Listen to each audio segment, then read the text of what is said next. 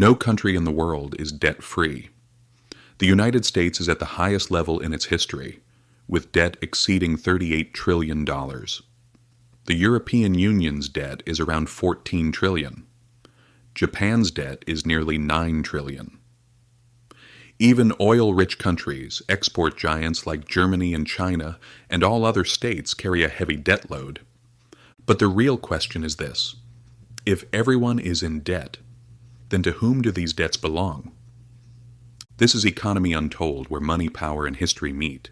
And remember, money is never as simple as it looks from afar.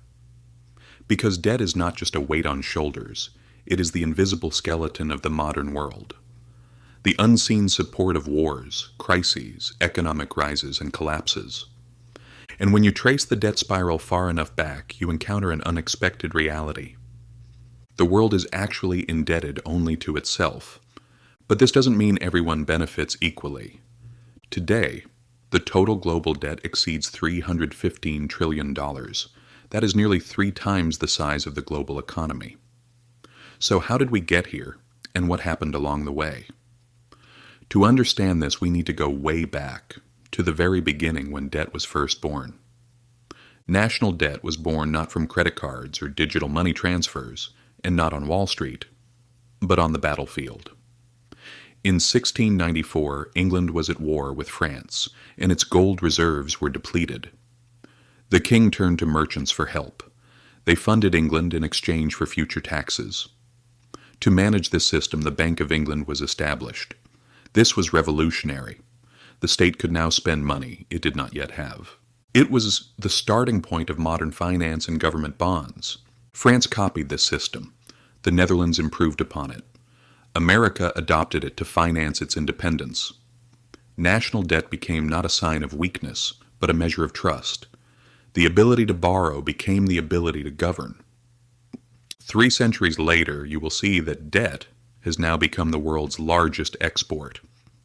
Today, the United States owes $38 trillion. Japan owes more than $9 trillion. Moreover, global debt grows by roughly $1 trillion every 100 days. Countries are in debt, banks lend, and citizens are both debtors and creditors.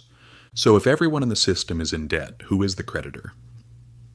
Let's look at the U.S. About half of this $38 trillion story is public, meaning owed not to other parts of the government, but to investors. About 2/3 of these investors are American banks, pension funds, investment funds, insurance companies, and the Federal Reserve itself. The remaining portion, about $9 trillion, is in the hands of foreigners. Japan is the largest holder with around $1 trillion, followed by China with approximately $800 billion. Then come the UK, Luxembourg, and Belgium. So when people say the US owes China, that's true, but only about 2% of the total. In short, most of America's debt belongs to America itself.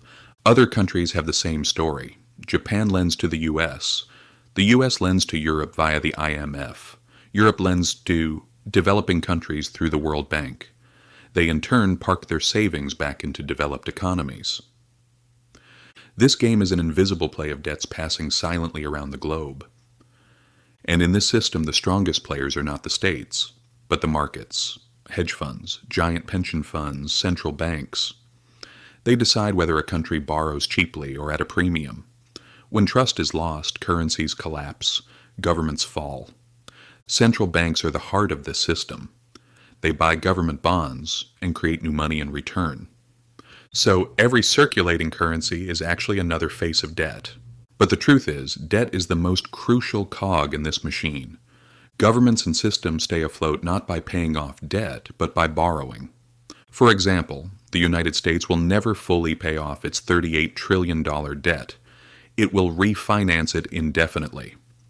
Japan has been renewing its debt for decades and currently exceeds 250% of its GDP, yet government bond yields remain near zero. Investors do not expect repayment. They expect renewal. Why? Because for them, government debt is the safest collateral available. The foundation of this system is trust. As long as it is believed that governments will continue to pay interest, the circulation continues. But when trust falters, the consequences are clear in countries like Greece, Argentina, and Sri Lanka. Bonds collapse, economies shudder, people pay a heavy price. But the truth is, debt is the most essential gear in the system. Governments and systems stay alive by borrowing, not by paying off debt. That's why the goal is not to eliminate debt, it's to maintain trust. Because when trust collapses, numbers lose meaning. Interest rates soar and the economy stops. And this situation also reveals one of the most important truths. Debt creates major class differences. Interest paid by governments flows from the general public to large funds and wealthy investors. This causes inequality to rise. The global system always rises by pushing someone down. So where do you think this situation will lead? Debt used to be slavery. And we built a new system on top of this bondage. Now everything is more interconnected than ever. And a single piece can trigger a domino effect. Today that piece is balanced. But if this balance is disrupted, the veil over the system lifts and we see what debt really is. The world is playing a game, and in this game, one side will always lose. Either the system wins, and the wealthy, large investors grow stronger, or the system fails, and in that case, everyone loses. Let's discuss in the comments. If you like this perspective, you can join the channel. There's much more to explore in history and economics. We'll just show the focal point and examine it together. Take care of yourselves. See you in the next video.